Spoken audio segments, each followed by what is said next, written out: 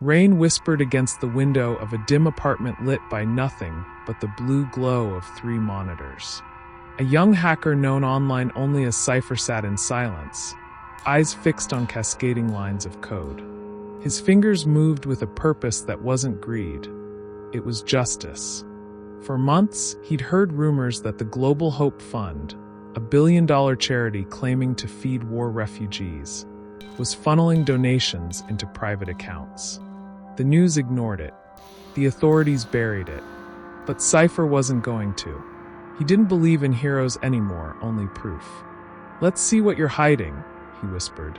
The firewall cracked after hours of silent battle, and suddenly he was in. Transaction logs flooded his screen, thousands of them, money trails, donor IDs, offshore transfers. It was everything he'd suspected and worse. Tens of millions meant for starving families rerouted through luxury shell companies. He started copying data, preparing to leak everything to the press, when something strange appeared on his monitor. A folder labeled Anonymous Donors. He hesitated. This wasn't part of the main directory. It was hidden, encrypted differently, as if someone wanted it invisible. Cipher bypassed the lock, the code unfolding like a riddle until the screen blinked open. What he found didn't make sense. These weren't corrupt transactions. They were real donations, massive ones, funneling directly to aid centers across war zones, hospitals, and orphan shelters. Millions of dollars, all given quietly, without a name attached. Every transaction had been scrubbed clean except for a single recurring ID, LW03. The pattern was perfect. Every Friday night at exactly 11:57 p.m., $10,000 was sent from the same anonymous wallet for 5 years straight. Cipher frowned, trying to trace the wallet. Whoever LW03 was, they knew how to stay invisible. Military-grade encryption, bouncing signals across continents, fragments of blockchain trails that led nowhere. But there was something familiar about it. The code structure, the syntax of the encryption, it wasn't random.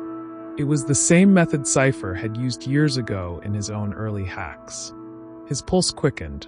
He dug deeper, breaking layer after layer, until he uncovered a hidden signature embedded in the transaction metadata.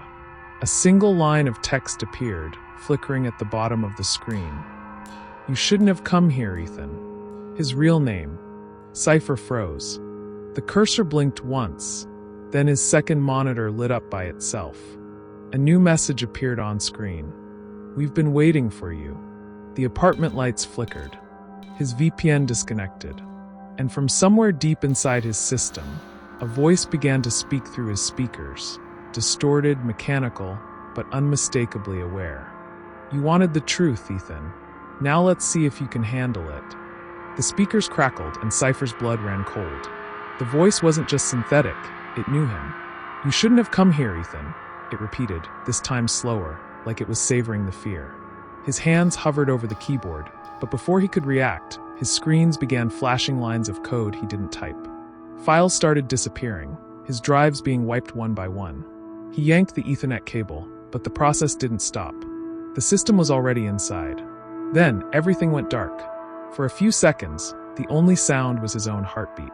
Slowly, one monitor came back on, showing a single image, an old photograph of a boy and a man standing in front of a garage, smiling beside a worn-out laptop. Cipher's throat tightened. It was him and his father. A man he hadn't seen since the night of the data raid 15 years ago. The same night the government black bag team came for his family. The photo flickered and transformed into a line of text. "He's alive." Cipher felt the room tilt. His father, the one he thought had died trying to expose the government's secret surveillance project, was alive, and whoever was behind this network knew it. His phone buzzed violently. Unknown number. He hesitated, then answered.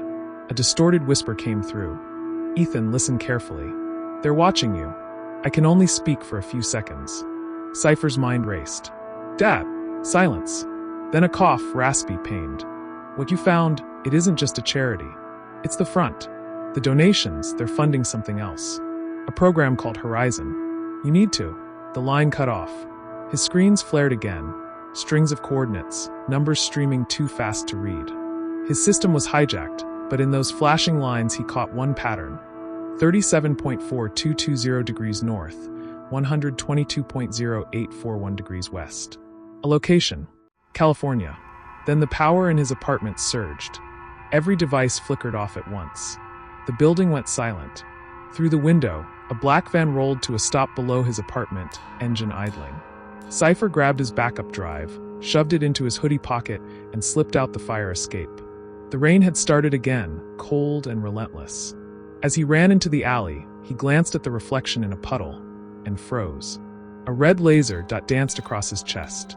He dove behind a dumpster as a muffled voice spoke through an unseen comms channel. Target acquired. Authorization to extract. Cipher's breath trembled.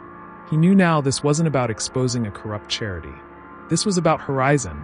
Whatever it was, people were willing to kill to protect it. He pulled up the last thing that still worked, his smartwatch display, and saw one last incoming message before it too glitched out. If you want the truth, come to the coordinates. But don't trust anyone, not even me. Signed, LW_03. Cipher looked toward the dark horizon, sirens echoing in the distance. Whoever LW_03 was, they had just turned his life into a live trap. And if his father was still alive, it meant everything he believed about that night was a lie. If you enjoyed this story and want to see more mysterious, emotional, and thought-provoking tales, don't forget to like, share, and comment below. Your engagement helps us keep creating powerful stories that question the line between humanity and technology. Let us know which twist shocked you the most, and what you think really happened to Cipher. Until next time, stay curious, stay unseen.